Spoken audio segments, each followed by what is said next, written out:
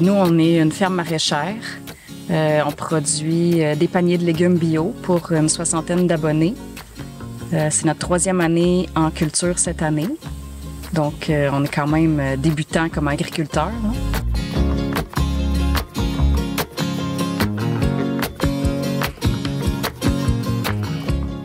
Moi, j'ai travaillé une décennie comme gestionnaire dans le commerce de détail. Pendant ce temps-là, Ariane faisait ses classes sur une autre ferme biologique. Elle a appris énormément de Audrey du Jardin du Lac, qui a montré toute la base de l'agriculture biologique. Elle a appris à faire des paniers. Par la suite, on s'est dit allons-y.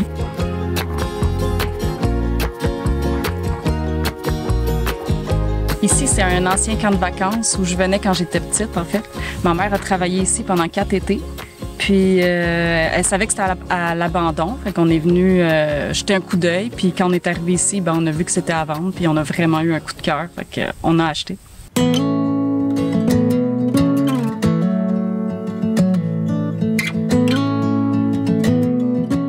Avec l'aide de notre entourage, on a rénové les bâtiments parce que veut pas, il était quand même en piteux état. Sur la maison, tout était à refaire en fait, du solage à la toiture, l'isolation, l'électricité, la plomberie. On a travaillé là-dessus, ça fait maintenant presque 9 ans. On a rénové la maison, la grange qui servait de cafétéria, puis la place commune, si on veut. Il y a plein de petits chalets, il y a un bloc sanitaire. Donc, on a beaucoup de travail encore de rénovation sur les bâtiments, puis on aimerait ça éventuellement louer les petits chalets comme hébergement à la ferme.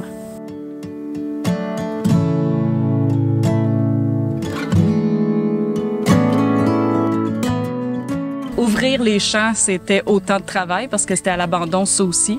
Donc, c'était des terres en friche.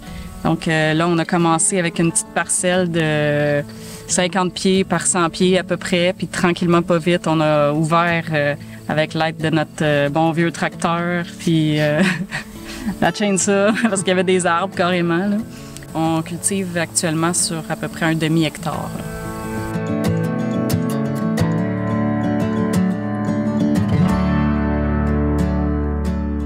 Financier, c'est sûr que ça a été un certain défi là, parce que les bâtiments étaient tous à l'abandon puis en piteux état. Ça a été difficile de trouver un prêteur qui voulait nous financer l'hypothèque. Puis ça a été la même chose pour le dossier des assurances. Trouver un assureur, c'était compliqué comme c'était pas possible. En plus, on a eu la chance il y a quelques années d'avoir la foudre qui a frappé un chalet. Donc notre assureur du moment a décidé de nous résilier par la suite. Mais une montagne, ça grimpe pas en un pas, hein? C'est une étape à la fois. Fait qu'on focus sur un projet, une fois que ce projet-là est réglé, on pense au prochain, puis on ramasse les sous qu'on a besoin pour le prochain, puis on y va.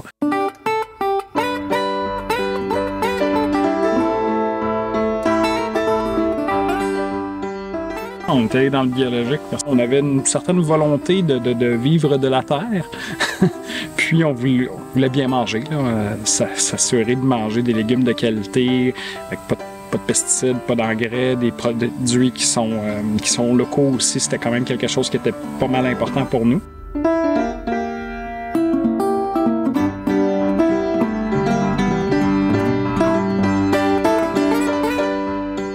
Notre mise en marché, on fait partie du réseau des fermiers de famille. Ce groupement-là aide à mettre en lien les différents clients intéressés par les paniers biologiques avec les petits maraîchers comme nous. Donc, on a commencé avec une trentaine de paniers. Là, à date, on est rendu à une 60aine de paniers. On fait pousser une 40aine de variétés de légumes différents.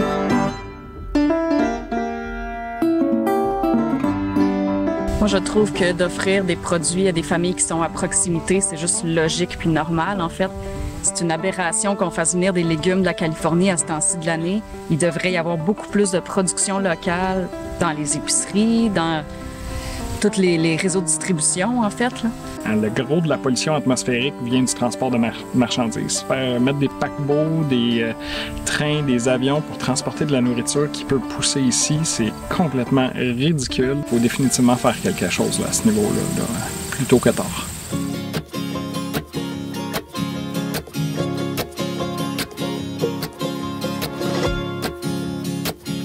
Les défis, je dirais, tous les facteurs qu'on peut pas contrôler.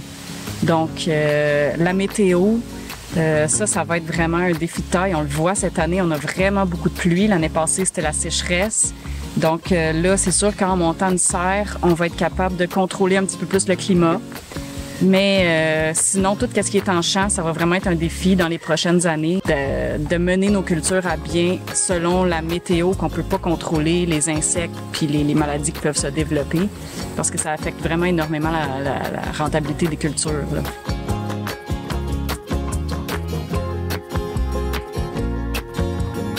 Un autre défi, puis c'est de faire un projet à la fois, parce qu'il y a tellement de potentiel ici sur le site. On a le goût de tout faire, mais c'est ça, il faut qu'on se limite. Un de nos problèmes aussi, c'est qu'on est deux. Donc, à deux, il y a une limite à ce qu'on est capable de faire.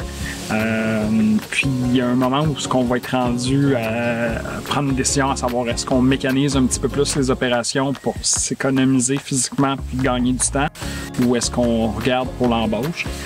C'est de déterminer quand est-ce que ça va être le bon moment de prendre une décision à ce niveau-là.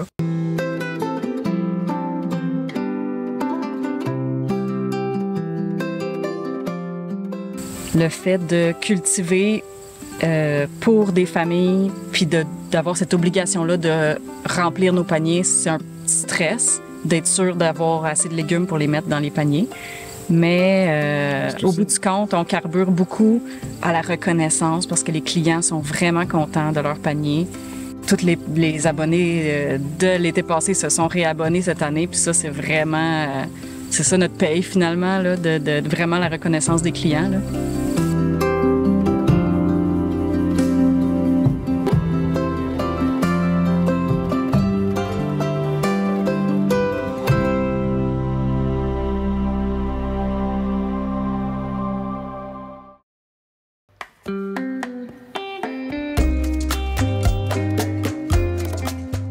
Herbafred, on est un jardin éducatif sur l'herboristerie, la permaculture, la découverte des plantes et des produits écologiques, que ce soit pour des plantes médicinales, des plantes alimentaires ou dans le cosmétique. Tout ça, c'est un jardin découverte. Ça se mange? Oui, moi je mange juste les bouts de fleurs, là. Voilà. Puis c'est ce qu'on appelle un tonique amer. Vous allez vraiment le goûter, l'amertume.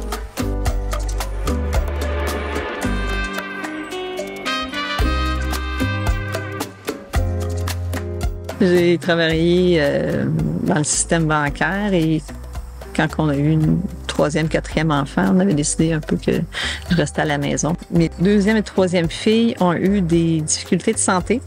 Les solutions apportées par le système régulier, ça fonctionnait pas. Je me suis tournée vers l'herboristerie. Mais là, quand j'en parlais à mes amis, j'en parlais à mon entourage, c'était vraiment... Les gens en revenait pas de voir à quel point ça pouvait être facile de prendre soin de soi au quotidien. Et les jardins sont nés.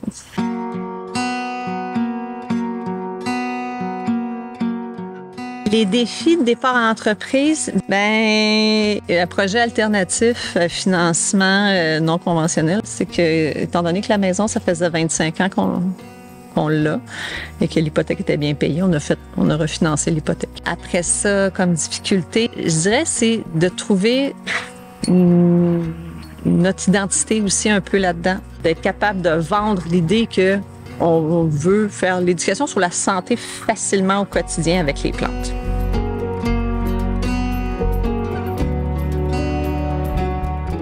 Au début, l'entreprise était plus récréative. On pensait pas vraiment qu'elle soit vraiment autonome, c'était plus un hobby. Donc, je faisais les jardins, je m'occupais des enfants.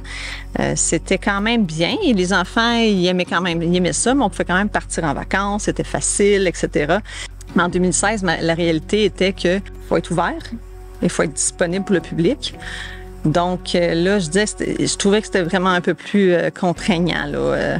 Mais Andréane est venue se greffer au projet. Et maintenant, Andréane fait partie du projet vraiment, là. On fait beaucoup d'heures, mais on réussit à avoir 1 à 2 journées par semaine off. Les enfants, il fallait qu'ils comprennent que j'ai pas de fin de semaine. C'est conciliation de travail-famille avec une entreprise. C'est un défi à relever qui est quand même vraiment important.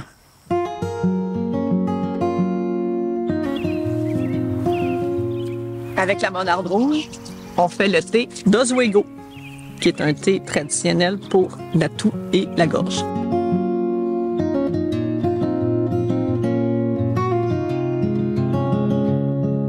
C'est certain que quand on parle permaculture et herboristerie, nous, c'était vraiment la gestion des sols, la gestion des eaux. Donc, c'était de maximiser nos cultures pour pas qu'on ait besoin d'arroser, donc avec les plantes vivaces. Il n'y a pas d'intrants, on a des poules, on réutilise le fumier des poules, pas de pesticides, pas d'engrais. Et on apprend aux gens aussi, parmi notre expérience, comment nous, on l'a fait pour que les autres aussi puissent le faire.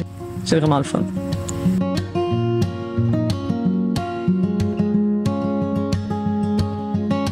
La mise en marché, moi, je me disais, bah, on a un bon produit. On va mettre une pancarte sur le bord du chemin puis on va attendre. Ça n'a pas été tout à fait ça la réalité. Il y a un petit peu de gens qui arrêtent, mais pas tant non. Donc, j'ai découvert que Facebook pouvait servir autre chose que pour des petits chats mignons qui jouent. J'ai vraiment été voir sur YouTube, etc., comment faire la mise en marché, du marketing, publicité pour plus cibler mon entreprise. Qu'est-ce que je pourrais leur dire qui pourrait faire en sorte qu'ils viennent? Ça prend jusqu'à 10 fois à peu près avant que les gens veulent aller sur quelque chose qu'ils ne sont pas habitués.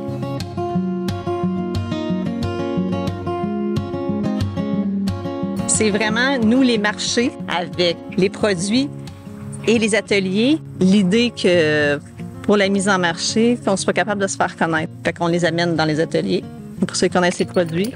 Avec les produits, on est capable d'expliquer c'est quoi notre mission, c'est quoi les ateliers, on peut vendre au marché, etc. Donc, ça a été un beau défi par contre. Et le marketing, ça aussi, mais défi relevé. La vie étant ce qu'elle est, il y a eu un divorce dans l'histoire. Donc, oui, l'entreprise a été mise sur la corde raide. À ce moment-là, c'était vraiment de savoir est-ce que je continuais seule. La charge était plus lourde. Je voyais pas comment la rentabilité pouvait être au rendez-vous. Avec le modèle que j'avais beaucoup moins de produits.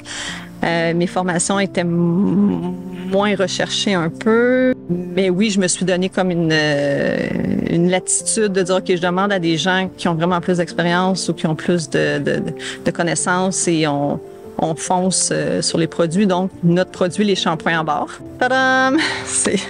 Ça a été notre sauveur pour l'entreprise.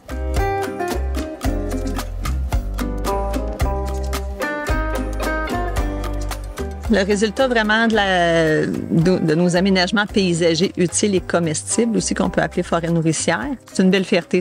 Toute l'entreprise un peu, la vente de produits, tout ça, c'est vraiment relié qu'on peut enseigner. Ce que j'avais rêvé, ça a vraiment été ça, là.